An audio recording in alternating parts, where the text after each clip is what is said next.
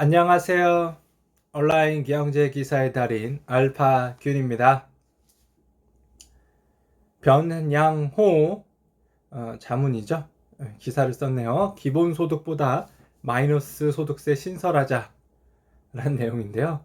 요거 표를 좀 보시면 그래프나 이런 거 보면 좀 이해는 되실 텐데, 한번 보세요. 자, 마이너스 소득세라고 하면 소득이 많은 사람은 좀 지원을 덜 받고, 소득이 적은 사람이 마이너스 소득세로 해가지고 지원을 더 받고 이런 겁니다. 생각하니 부의 소득세, 네게티브 인컴 텍스라고 하죠. 노벨 경제학사 수상자 밀턴 프린더만이 제안한 개념이고, 저소득층의 생계를 보장하고 지원하기 위한 방안으로 소득이 없는 계층에 일정 수준의 보조금을 지급하고 소득 증가에 따라 지급액이 점차 감소하는 모형이고요. 1970년대 미국과 캐나다 등에서 일정 소득 이하 가구에 보조금을 지급하는 부의 소득세 실험이 실시된 바 있고, 일부 노동시간이 감소하지만 삶의 질이 높아지는 결과가 나타났습니다. 그리고 주식에 대해서도 썼어요. 주식은 승계가 가능하다. 하지만 경영권도 승계가 되는 것이라는 것은 생각을 버려야 한다.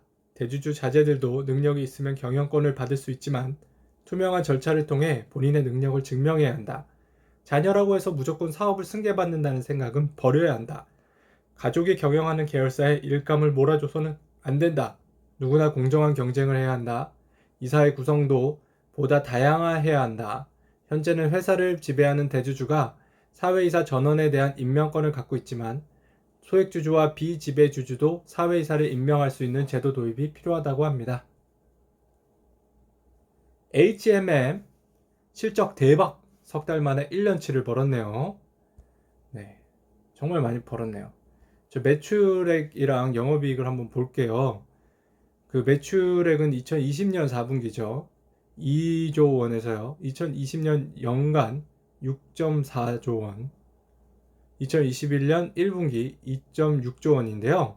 영업이익을 볼게요. 2020년 연간은요. 9천억 원 정도예요. 1조 정도인데 2021년 1분기, 그러니까 분기 만에 1조 2천억 원 넘었습니다.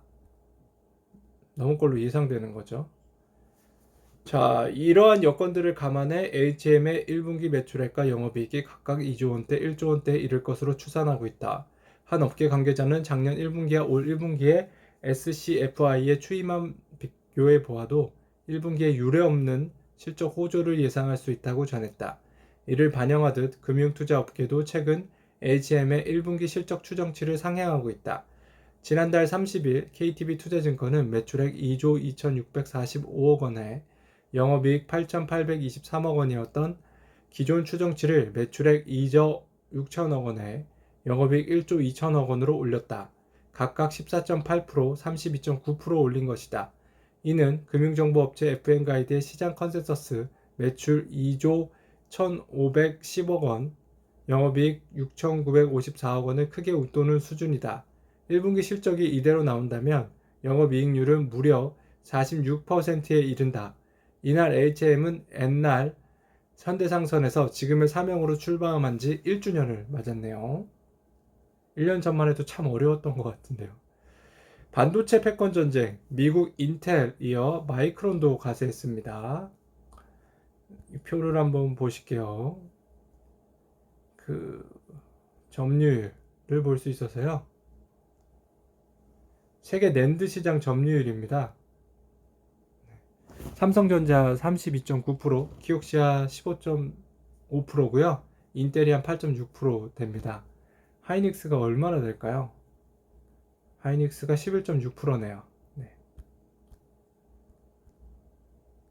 이엔 모시바, 도시바 메모리 사업부인 키옥시아는 2017년 미국 베인캐피털이 주도하고 있는 SK 하이닉스, 애플, 시게이트 등이 가세한 한미일 연합 컨소시엄이 180억 달러를 투자해 지분 59.37%를 보유하고 있다.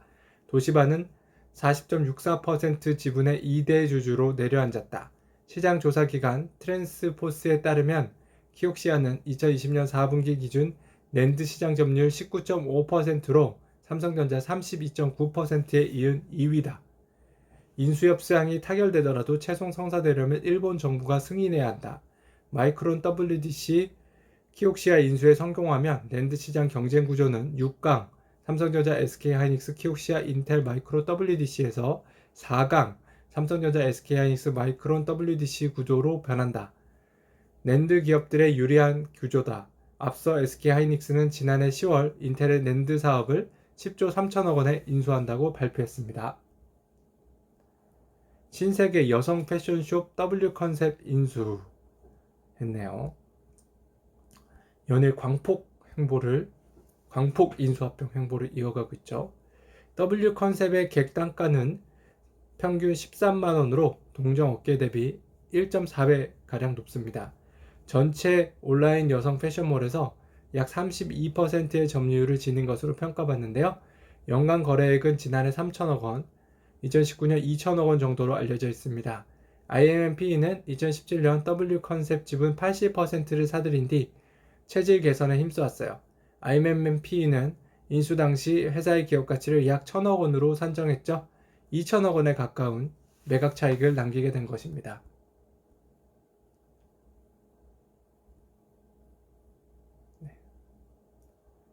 최근 신세계의 인수합병을 보여주는 표를 보여드리려고 했는데 여기서 넘어가겠습니다.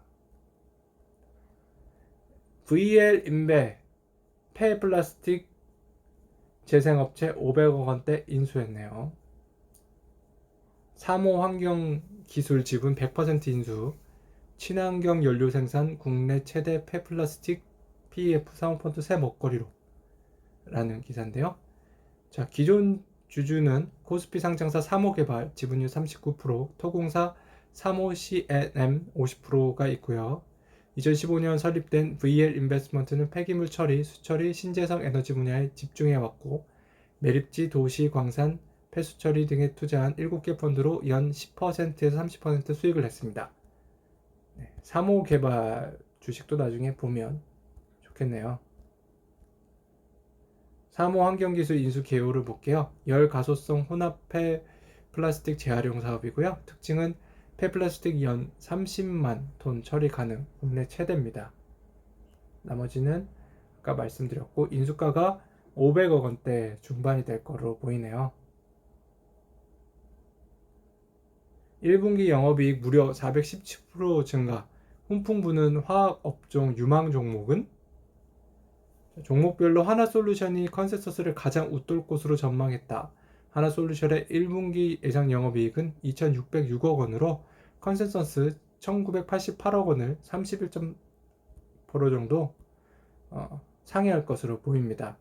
롯데케미컬도 정말 좋네요. 2021년 1분기에 4,585억이나 달성할 것 같고 금호석유도 3,613억, 작년 대비해서 엄청나게 성장하는 걸 볼 수 있습니다. 최악의 청년 실업, 최악의 구인난. 기업이 선택 가능한 두 번째 전략은 해외 아웃소싱인데요. 인공지능과 센서를 결합한 소프트웨어를 개발하는 업체의 대표는 초봉 6,500만 원이라도 기업 입장에선 각종 인력 유지비까지 감안하면 1인당 1억 원으로 인건비를 염두에 두고 경영을 할 텐데 해외 아웃소싱 방안을 고려하지 않을 수 없습니다. 대표적인 사례로 베트남을 들었는데요. 그는 2, 3년 전만 해도 베트남 아웃소싱은 전혀 고려 대상이 아니었는데 최근 몇 번 테스트해봤는데 인공지능이나 빅데이터 운용 인력 수준이 충분히 협업 가능한 수준으로 올라와 있어 솔직히 놀랐다며 코로나19로 원격 근무 시스템이 많이 갖춰져 있어 경영자 입장에선 선택지 중 하나가 될 수 없다고 하네요. 발 수밖에 없다고 하네요. 베트남 인력 기대됩니다. 한국말도 잘하면 정말 좋겠네요. 백신 자국 이기주의에 막혀 공급 차질. 11월 집단 면역 가능하겠나? 네. 세계 백신 공장으로 불리는 인도는요. 자국 내 코로나19 유행 상황을 이유로 최근 아스트라제네카 백신 수출을 중단하기로 했습니다. 신규 환자가 하루 3, 4만 명씩 늘어나자 인도 정부가 자국 우선주의 카드를 꺼내든 것인데요. 유럽연합 EU도 최근 아스트라제네카 계약분을 회원국들이 우선적으로 공급받지 못하면 영내에서 생산되는 백신의 수출을 제한하겠다고 밝혔습니다. 미국은 세계 코로나19 백신의 27%를 생산하면서도 아예 국외로는 전혀 수출하지 않고 있죠. 이처럼 백신 이기주의가 팽배하면서 올해 상반기까지 국민 1200만 명에게 접종을 마치려던 정부 계획에도 차질이 생겼는데요. 예상되는데 지난달 31일 기준으로 국내 코로나19 백신 1차 접종을 끝낸 인원은 87만 명에 불과합니다. 인구 대비 접종률은 1.69%로 세계 111위에 그치죠. 이런 추세가 이어지면 2분기 접종 목표 1112만 명도 달성하기 쉽지 않아 보이는데요. 세계 백신 생산의 60%를 담당하는 인도의 수출 중단 조치 등으로 계약한 물량이 제때 들어오지 않기 때문인데요. 2분기 접종 목표 물량 중 현재까지 확보된 백신은 절반 수준인 559만 명에 불과합니다. 김현석 기자네요. 영어 기사인가요? US dollar strength isn't unlikely to last. UBS 보고서겠네요. 달러 약세가 다시 나타나기까지 다소 시간이 걸리겠지만 결국 달러와는 정점을 찍을 것으로 예상한다. 우리는 계속 유로, 파운드, 스위스 프랑을 선호한다. 중장기적으로 G10 통화 바스켓이 미 달러화에 비해 크게 상승할 가능성이 있다. 싱가포르 달러와 중국 위안화도 좋아한다. 또 높은 원자재 가격은 러시아 루블, 캐나다 달러, 노르웨이 크로네 및 호주 달러에 도움이 될 거라고 합니다. 달러가 약세가 정말 될까요? 미국의 이례적인 인권 비판에 한국이 반발합니다. 자, 걱정스러운 동맹의 미래. 미국이 공개한 2020 국가별 인권 보고서 한국편 내용은 독재와 가난에서 벗어나 세계 12 경제대국을 이룬 나라가 맞나 싶을 정도로 낯뜨겁다. 공직자들의 부패와 성추행 사례들을 낱낱이 적시했고 한국의 대북 전단 금지법에 대해선 표현의 자유의 제한이라고 규정했다. 미국이 북한뿐 아니라 한국의 인권 문제까지 열거한 것은 전례 없는 일로 어쩌다 동맹국으로부터 이런 평판을 받게 됐는지 여간 씁쓸하지 않다고 합니다. 정희진 기자네요. 김종양 인터폴 총재, 경찰도 잘 모르는 인터폴, 오해였길 바랍니다. 책을 펴냈네요. 2018년 한국인 최초로 인터폴 수장에 오른 김종양 인터폴 총재 59세가 지난달 25일 책 인터폴의 세계 펴냈습니다. 김 총재는 1일 한국경제신문과의 인터뷰에서 책을 쓴 계기를 묻는 질문에 일반 국민은 물론이고 경찰도 인터폴이 정확히 무엇을 하는 조직인지 모르는 경우가 많다며 인터폴이 어떤 역할을 하는 기구인지 조직 구성과 구성은 어떻게 되는지 정확히 알리기 위해 책을 썼다고 답했습니다. 최종석 기자네요. 스위스 경제 성공 비결은 개방과 혁신. 스위스는요, 세계에서 가장 높은 가처분 소득을 달성하면서도 비교적 평등한 소득 배분을 유지하는 나라입니다. 스위스 메이드, 이런 스위스의 성공을 만들어낸 기업과 기업인의 이야기를 담고 있습니다. 스위스는 은행, 명품시계, 초콜릿뿐만 아니라 의료, 제약, 화학, 건축, 무역, 관광, 호텔, 섬유 등 다양한 산업에서 강점을 갖고 있죠. 네슬레, UBS, 크레딧 스위스, 리츠, 스와치, 로슈, 노바티슈티스 등 수많은 글로벌 기업들이 스위스에 뿌리를 두고 있습니다. 저자는 그 배경을 스위스의 개방성에서 찾는데요. 과거 스위스의 수출품은 다른 국가의 전쟁에 나가 용병으로 싸우는 군인이었죠. 따라서 외국으로 나가고 외국인을 받아들이는데 거부감이 없었습니다. 네슬레 창업자는 독일에서 온 이민자였죠. 시계 제조업은 루이 14세 종교적 박해를 피해 달아난 프랑스 위그노들에게 의해 구축됐습니다. 글렌코어 창업자 마크 리치는 벨기에에서 태어나 미국에서 자라났습니다. 우리나라도 이민자들을 잘 환영하면 좋겠네요. 지혜롭게 투자한다는 것 등에 대한 책인데요. 아들아 돈 공부해야 한다 라는 책이 나왔습니다.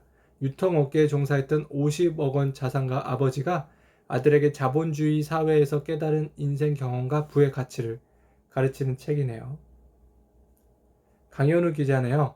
중국 시노켄 캠차이나 합병 승인, 세계 최대 화학기업 탄생 초읽기네요. 양사 최종 합병까지 최대 걸림돌은 주요 시장인 미국의 반대입니다. 미국 국방부는 작년 8월 시노캔과 캠차이나를 중국군 연관 기업이란 이유로 블랙리스트에 올렸죠. 서방 국가들이 중국의 국유 기업에 대한 특혜 지원을 중단하라고 요구하는 것도 부담입니다. 주용석 기자입니다. 바이든 수만 개 일자리 창출, 전기차 통신망에 310조 원 투자. 바이든 대통령은 부양책과 관련해 공화당의 의견을 듣겠다고 했습니다. 현재 하원은 민주당이 219명, 공화당이 211명으로 법안 통과에 큰 문제가 없습니다. 다만 상원은 민주당과 공화당이 50석씩 양분하고 있어 법안 통과가 만만치 않죠. 상원의장을 겸하는 카멀라 해리스 부통령이 캐스팅 보트를 행사하면 단순 가만 51%표를 확보할 수 있지만 공화당의 필리버스터 무제한 토론을 무력화시키기 위해선 상원 의원 60명이 필요합니다. 반란표가 없다면 민주당이 가반으로 법안 처리를 강행할 수 있는 예산 조정 절차를 쓸 수 있네요. 네, 통과는 어찌됐든 돼 보이네요. 김익환 기자입니다. 485조 굴리는 큰손 한은 ESG 부실기업 투자 중단 검토합니다. 네, 한국은행 외화 자산 어디다 운영할까요? 44% 정도는 국채 등에 투자하고 있고요. 정부 기관채 한 14%, 회사채 한 13%, 나머지 하고 있습니다. 주식이 한 9% 정도 있는 게 특이하네요. 도병욱 기자입니다. 글로벌 500대 기업, 중국, 일본 늘고요. 한국은 줄었습니다. 주요국 글로벌 500대 기업 매출 한번 볼게요. 미국은요, 2019년 9조 4천억에서 2020년 9조 8천억으로 4.3% 증가했고요. 중국은 7조 9천억에서 8조 3천억으로 4.8% 증가했고요. 일본은 3조로 거의 비슷합니다. 한국은 9천억에서 8천억으로 12% 하락했습니다. 황정수 기자입니다. 이러다 반도체 1등 빼앗긴다. 세금 주머니 달고 뛰는 삼성이네요. 김태윤 정경영 사업전략팀장은요, 기본적으로 한국 법인세율 25%가요, 미국 21%, 대만 20%보다 높은 데다 시설 투자 등에 대한 세제 지원도 턱없이 높은 수준이어서 유효 법인세율을 비교하는 것이 무의미할 정도라고 말합니다. 김대종 세종대 경영학부 교수는 한국의 높은 법인세율은 기업이 해외로 생산기지를 옮기는 원인이 되고 있다며 국내 일자리 창출을 위해서 정부가 법인세율을 캐나다와 독일 수준 15%까지 낮춰야 한다고 하고 있죠. 네. 여기 표를 잠깐 볼게요.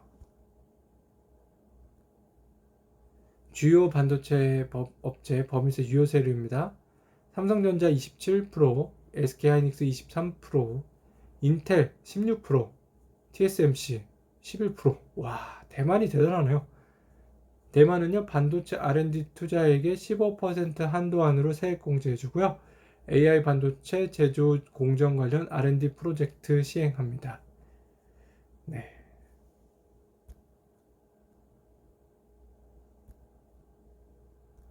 김상봉 기자입니다. 기본소득에 대한 의문점. 아까 한번 밀턴 프레드먼 말씀드렸죠.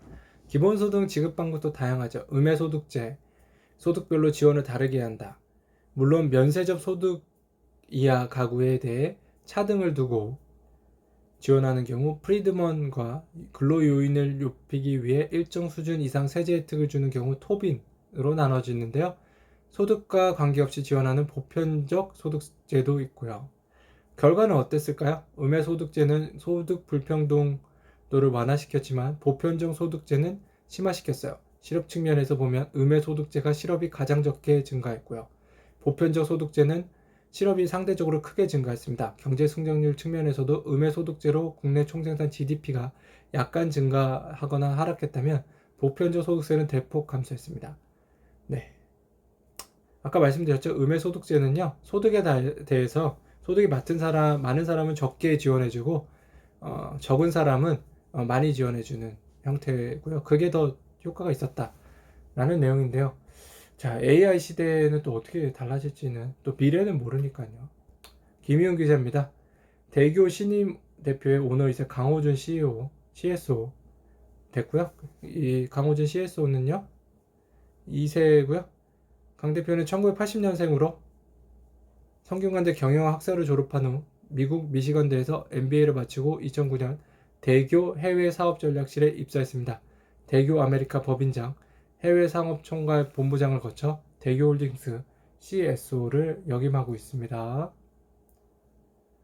성기호 기자입니다. 카카오페이 마이데이터 사업 결국 대주주의 적격성에 발목 잡혔네요.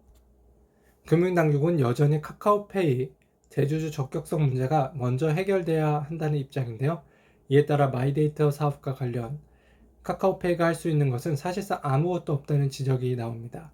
앞서 네이버 파이낸셜의 경우 대주주인 미래에셋대우가 최근 외국환 거래법 위반 혐의로 검찰 수사를 받게 되면서 허가 심사 중단 가능성이 우려됐었죠. 하지만 미래에셋대우가 네이버 파이낸셜 보통주 일부를 의결권이 없는 전환우선조로 변경해 지분율 9.5%까지 낮추겠다고 공시했고 금융당국이 이를 받아들여 사업권을 따냈습니다. 하지만 알리페이는 중국 당국의 압박으로 내부가 혼란스러운 상황이라 지분율 조정도 쉽지 않습니다. 부에리 기자입니다. 이번엔 4분 뿔난 카카오 카맹태시 기사들 협의회를 결성했네요. 자, 협의회 주장은 이렇습니다. 카카오 모빌리티는 가맹 수수료를 가져갈 때 20%를 떼간 뒤 15에서 16.5% 금액을 돌려주는 방식을 취하고 있어 계산 과정에서 매출 뻥튀기 되는 문제가 발생하고 있다는 건데요. 예를 들어 월 500만 원의 매출을 번다고 가정했을 때 카카오 모빌리티가 매출의 20%인 100만 원을 가맹 수수료로 떼간다. 이후 이번 달 돌려줄 활동비, 호출 수수료 85만 원이라면서 현금 영수증을 발행해달라고 연락이 온다. 그러면 개인 사업자인 개인 택시들이 카카오 모빌리티에 85만원 현금 영수증을 발행해주고 85만원을 받는 구조다. 송씨는 현금 영수증을 85만원 발행해주면서 매출이 585만원으로 측정되고 만져보지도 못한 돈을 매출로 잡아야 하는 억울한 상황이라면서 소득이 증가하면서 건강보험연금 소득세 등의 비용을 더 지불해야 한다고 토로했네요. 그러네요. 택시 기사 입장에서는 사실 매출이 515만원인데 왜 600만원을 찍고 585만원으로 찍어야 되는지 의아할 수도 있겠네요. 권재희 기자입니다. 영국판 배민 딜리버루 런던 증시 상장 첫날 30% 폭락했습니다. 영국에서 가장 큰 자산운용사 하나인 에버딘 스탠퍼드는요, 우리는 장기 투자자로서 수익성뿐만 아니라 지속 가능한 기업에 투자하려 한다며 딜리버루는 고용 관행을 비롯해 비즈니스 모델의 지속 가능성 등의 문제가 있다고 판단돼 주식 매수에 참여하지 않을 거라고 밝혔습니다. 네, 물류업체들 긴장해야겠어요. 배달업체라고 해야 되나요? 보복소비 효과 백화점 1분기 실적에도 봄볕이 들고 있나요? 네, 이 표가 정말 한번 봐야 될 것 같아요. 맞죠? 한번 보셔야죠. 네. 어떻게 될까요? 롯데쇼핑만 볼게요. 자, 이 511억에서요 1230억까지 이번 1분기에 작년 1분기 대비해서 확 증가하는 모습을 볼 수 있습니다. 대단하죠. 이를 유통금융투자업계에 따르면 올해 1분기 백화점을 포함한 주요 상장사의 영업이익 컨센서스는 지난해 같은 기간 대비 2000% 폭증했습니다. 롯데쇼핑 1분기 영업이익 추정치는 1230억 원으로 전년 동기 521억 원 대비 136% 증가할 것으로 전망되죠. 굉장합니다. 자, 황윤주 기자네요. SK이노베이션 비토콘 불발 대비 미국 공장 철수 컨설팅도 받았네요. 배터리 업계에선 SK이노베이션이 미국 공장을 이전할 경우 조지아 1공장 투자 비용 1조 1000억 원을 합쳐 2조 원 안팎의 비용이 소요될 것으로 보고 있어요. 이는 시장에서 알려진 에너지솔루션이 측이 제시한 합의금 수준보다 낮은 수준입니다. 지현진 기자네요. 연봉 10배 넘는 보너스는 기본. 증거사 역대급 성과급 파티합네요. 이래 주요 증권사업 사업보고서에 따르면요. 강모 삼성증권 영업지점장은 지난해 근로소득이 55억 3,900만 원이나 됐어요. 급여는 7,100만원, 상여가 54억 5,300만원으로 책정됐죠. 삼성증권은 PB 영업 전문직의 경우 성과급이 리테일 위탁 판매, 매매 등을 통해 발생한 수익의 손익분기점 비입회를 제외한 뒤 12에서 50%를 곱해 책정합니다. 이 같은 성과급은 급여의 76회를 넘었는데 이는 장석훈 삼성전자 대표이사 연간 보수 지급금의 17억 1천만원보다 3배가 넘는 수준입니다. 김소영 기자입니다. W컨셉 신세계품으로 쓱닷컴과 시너지가 기대된다고 합니다.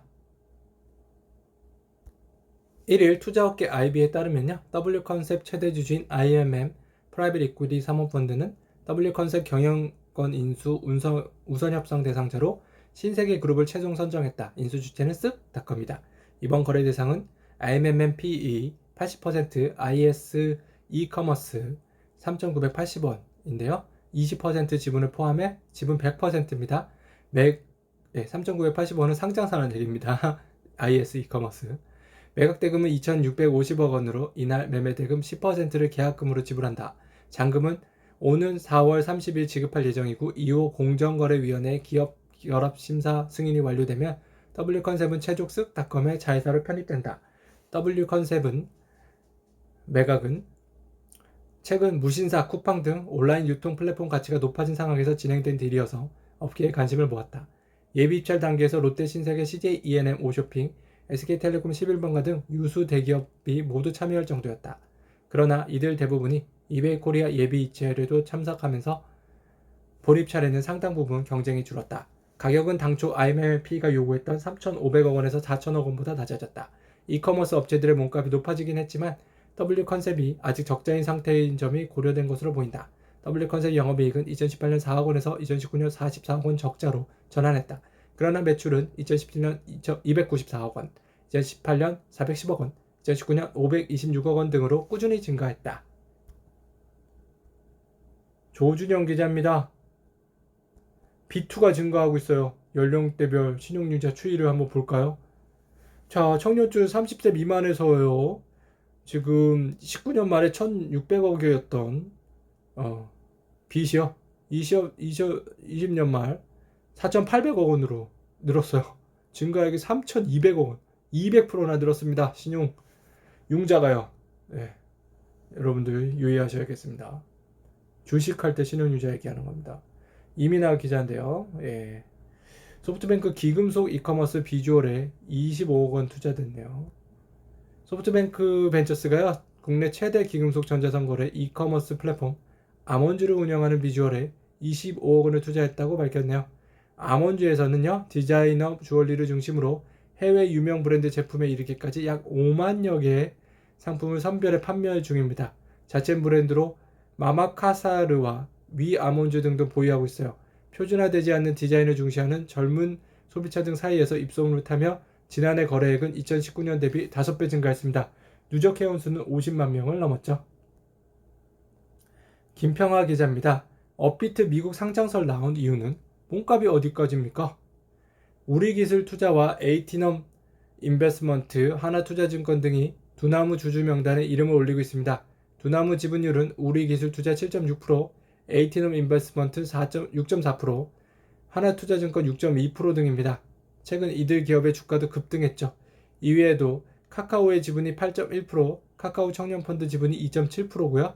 지난 2월 연봉 10%에 해당하는 스톡옵션을 받기로 한 임직원들의 목도 있습니다. 외부 투자자들 뿐만 아니라 내부에서도 두나무의 레벨업은 희망사항인데요. 하지만 실제 미국 주식시장 상장까지는 넘어야 할 산이 많습니다. 무엇보다도 소송이 진행 중인 기업이 상장 심사를 절차를 넘기는 것은 쉽지 않은 점이 문제죠. 두나무는 송치영 의장 등 임직원 3명이 자전거래 사기 혐의로 소송을 당해 재판을 받고 있다.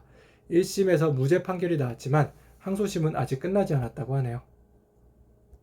이재은 기자입니다. 비수도권 넘부는 매출 1조 마켓컬리, 식품 성장 한계에 넘을까요? 하지만 마켓컬리의 성장에는요, 한계가 뚜렷하다는 지적이 적지 않아요.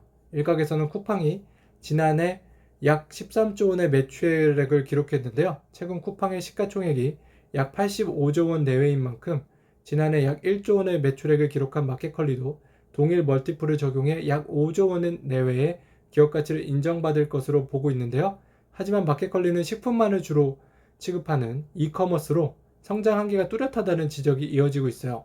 식품, 패션, 가구 등 모두 다루는 데다 OTT 배달 사업까지 뛰어들며 라이프 스타일 플랫폼을 지향하는 이커머스 쿠팡과 단순 식품 새벽 배송 이커머스인 마켓컬리를 동일선상에서 비교하기 어렵다는 겁니다.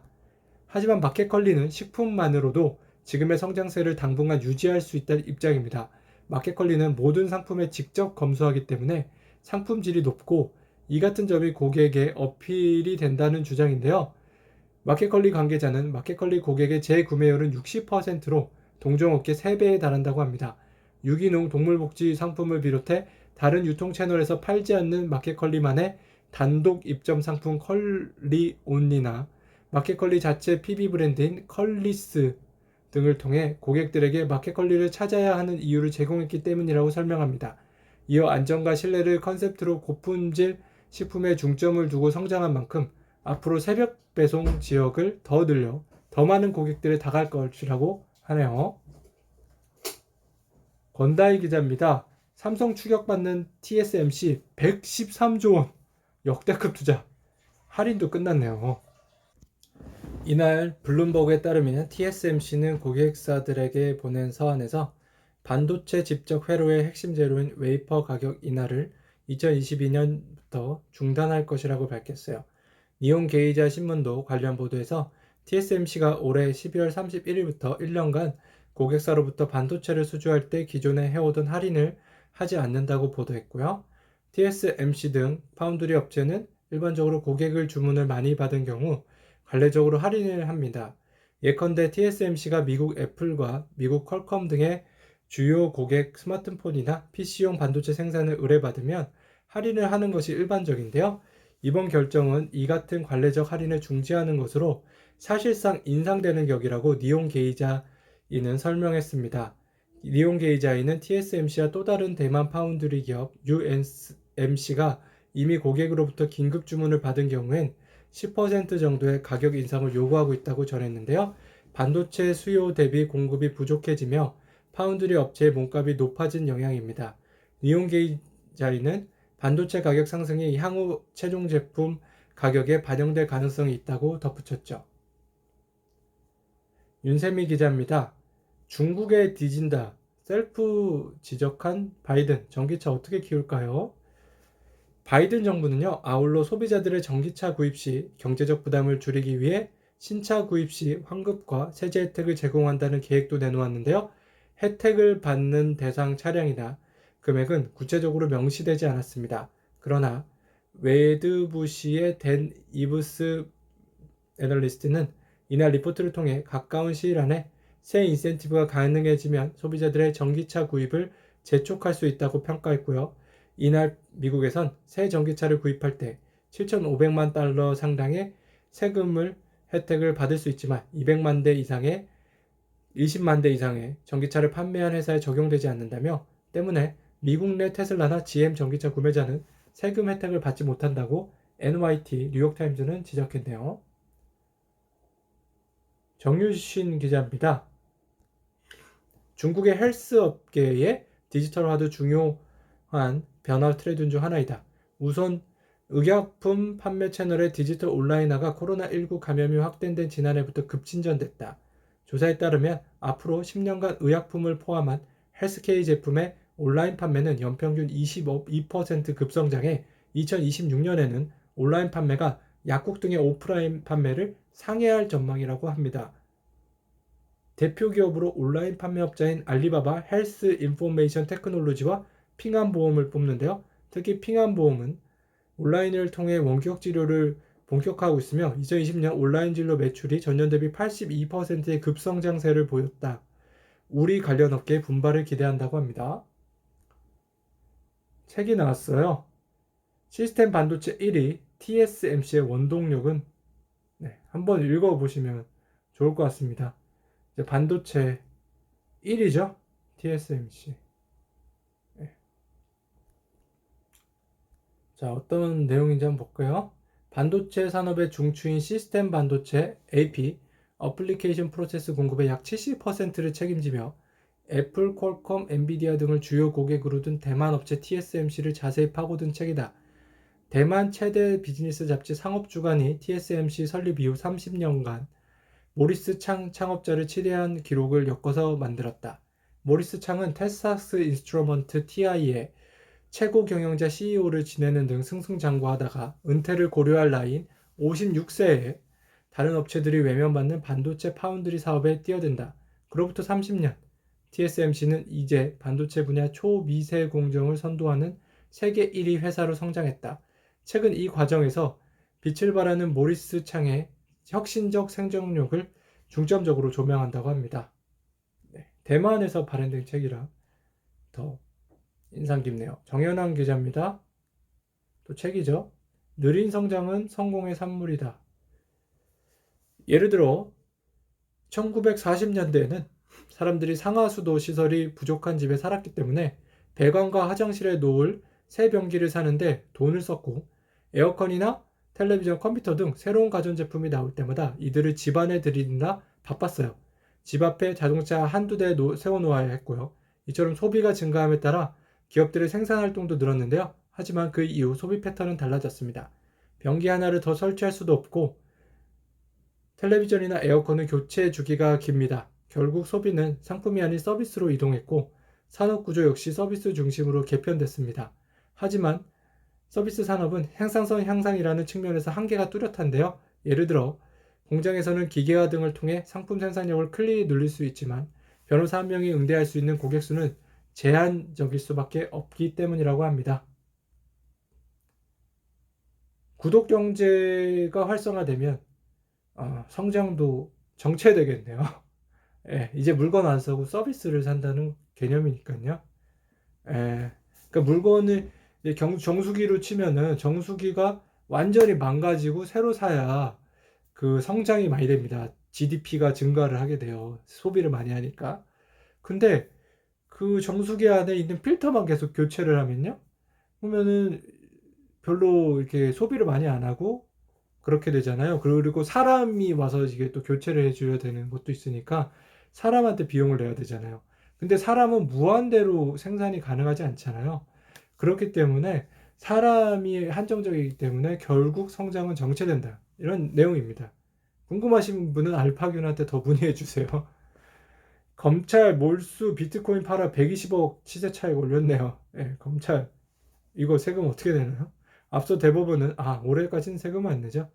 2018년 5월 안에 상고심에서 징역 1년 6개월을 선고하고 검찰이 압수한 비트코인 216개 중 191개를 범죄 수익으로 인정해 몰수 판결을 내렸는데요.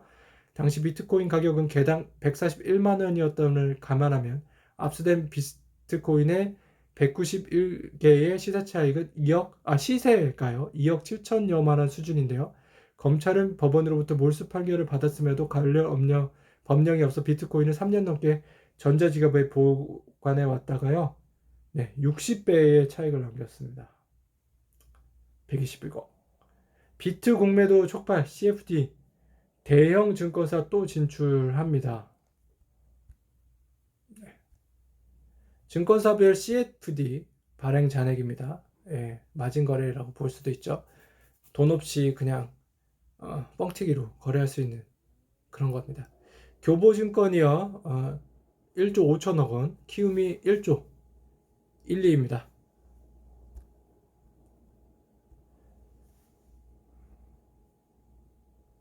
지난해 2월 말 기준 증권사별 교보증권 1조 5천억 원, 키움증권 1조 원, 전체 장의 4조 원 중 두 증권사가 차지하는 비용 63.6%입니다.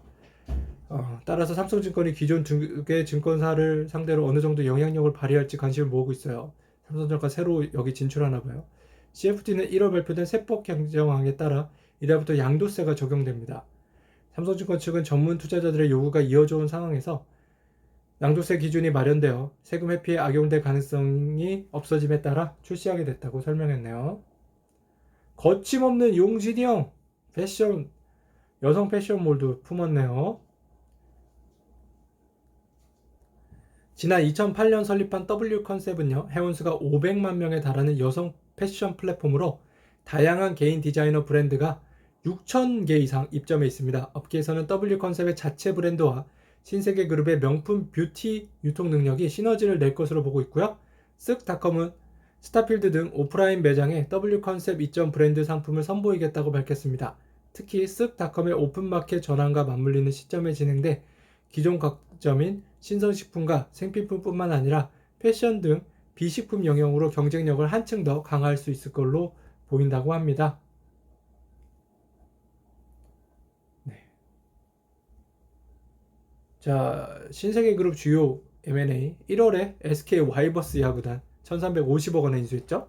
3월에 네이버와 2500억 원 규모의 지분 교학 계약했고요. 약 5조 원의 이베이 코리아 인수전 참여했고요. 스타벅스 코리아 지분 100% 인수 방안을 검토하고 있습니다. 돈이 많은가 봐요. 전 세계 M&A, 김연아 기자입니다. 자, M&A 소식인데요. 팬더빅이 오히려 M&A를 늘렸다는 분석이 나옵니다. 뱅크 오브 아메리카에서 미주 M&A를 담당하는 케빈 브루노는 화상회의가 거래를 더욱 효율적으로 만들겠다며 출장 없이도 하루에 서너 차례 회의를 할 수 있다고 말했습니다. 이어서 중요한 것은 주요 의사결정자들이 참여하게 됐다는 점이죠. 네, 코로나19가요 오히려 M&A를 활성화시켰네요. 비행기를 타고 굳이 갈 필요가 없는 거죠. 집에서 이제 화상통화만 해도 충분히 거래 딜을 따낼 수 있을 정도라고 하네요.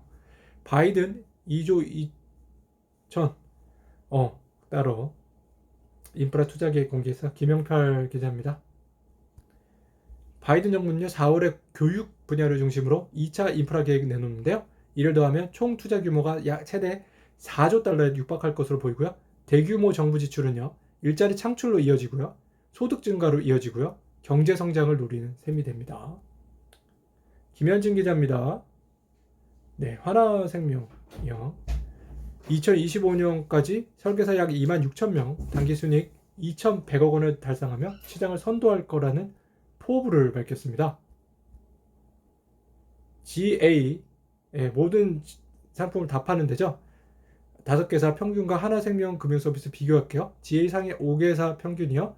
인원이 한 8,800명, 매출 4,200억, 불안전 판매율이 한 0.2% 됩니다. 하나생명금융 19,000명, 매출액 1조 원, 불안전 판매율이 한 0.06% 되겠습니다. 불안전 판매율은 좀 올라가겠네요. 여러 가지 상품을 많이 팔다 보면 그렇게 될 수도 있죠. 기사 문장으로 경제 심리 진단 하는 뉴스 심리 증수 시범 공개됐습니다. 네. 누구 기자입니까? 조지현 기자네요.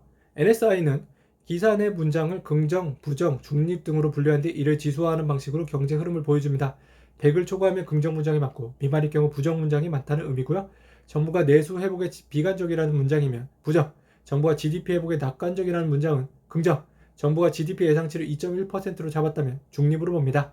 NSI는 50개의 언론사에 1만 개 정도의 문장을 매입 추출한 뒤 문장에 나타난 감성을 기계학습 머신러닝을 통해 분류합니다. 방대한 데이터 안에서 가치 있는 정보를 추출해내는 데이터 마이닝 기법도 적용됐네요.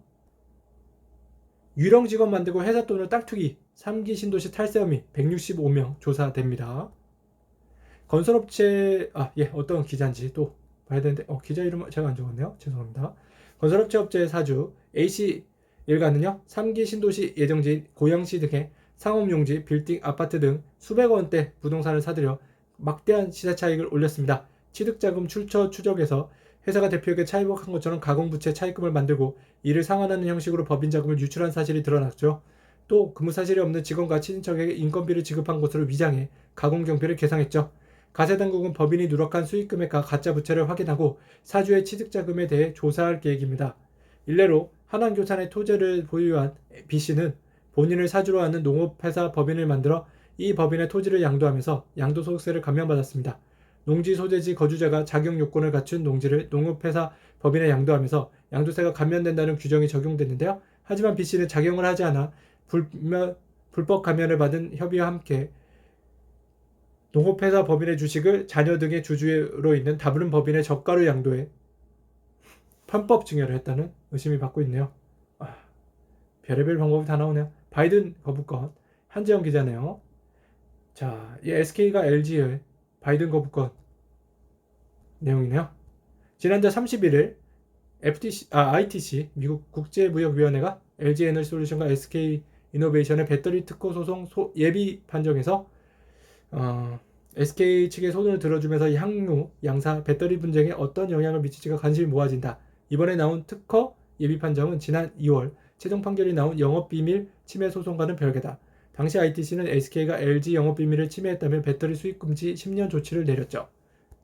LG가 제기한 분리막과 관련된 3건의 특허는 과거 중국 배터리 업체인 KATL을 상대로 ITC 특허 침해 소송을 벌였다가 합의금을 받아내기도 한 특허죠. 국내에서는 2011년 LG가 SK 상대로 제기했지만 최종 판결 전 양사가 합의하면서 소송도 취하됐죠. 이때 두 회사는 10년간 이와 관련된 특허 소송을 제기하지 않겠다는 부재소 합의를 맺은 바 있습니다. SK 이노베이션 관계자는 SK 배터리 기술의 독자성이 인정됐다는 점에서 의미가 있다고 강조했습니다. 반면 LG는 영업비밀 침해와 특허 침해는 완전히 다른 소송이라며 합의와 바이든 대통령 거부권 행사에 영향을 주기 어렵다고 강조했죠. 이어 이 회사 관계자는 이번 소송은 공개된 특허에 대한 침해와 유효성을 다투는 것이고 영업비밀 침해는 독립적이고 차별화된 경제적 가치를 가지면서 비밀로 보호되는 사안을 상대방이 침해한 것이 다투는 것이라고 설명했습니다. IT 인프라 구매력 탄탄 한국 모빌리티 최적의 테스트 베드라고 하네요. 네, 모빌리티 시장 한번 볼게요. KST 모빌리티 210억 원 정도 투자 받았고요. 1만 대가 있습니다. 소카 1000대, 우버택시 1000대, 카카오가 제일 많은데 여기 잘 안 보이는데요. 한 1만 2천 대 정도 되는 걸로 알고 있습니다. 확인해 볼까요? 네, 1만 6천 대네요. GS, GS 칼텍스도 카카오 모빌리티에 투자했네요. 구글도 투자하고요. 미통콘매틱 보란듯 조영진 기자입니다. K반도체는 투자 시계 제로인데요. 반도체 시장을 한번 봐야 될 것 같아요. 네, 2021년 1분기 글로벌 파운드리 시장 점유율 전망입니다. TSMC가 56%입니다. 삼성전자 18%고요. 네, 인텔이요. 2020년 반도체 세계 톱3 실적 현황인데요. 자, 인텔이 매출이 이렇게 높아요. 86조 원, 삼성전자 73조 원, TSMC 60조 원이고 영업이익은 인텔 26조 원, 삼성전자 18조 원, TSMC 22조 원입니다. 글로벌 테크 기업 격정제한된 한국, 구글, 우버, 모빌리티 대리전입니다. 카카오 모빌리티는요, 1일 구글로부터 565억 원의 전략적 투자를 유치했다고 밝혔는데요. 카카오 모빌리티와 구글은 사용자 경험 UX 강화와 신규 비즈니스 발굴은 우선 과제로 추진할 계획입니다. 인공지능 AI와 사물인터넷 IoT 관련 협력, 구글 서비스와 카카오 모빌리티 플랫폼 간 시너지 방안 모색, 운영체제 OS 관련 협력에도 나섭니다. 카카오 모빌리티 관계자는 단순 투자와 일회성 협력에 그치지 않고 다양한 비즈니스 기회를 창출하려는 파트너십 구축이라고 설명했네요. 네, 알파균의 경제 뉴스 여기까지 오늘 전해드렸습니다. 즐거운 하루 되시고요. 즐거운 주말 되세요. 감사합니다.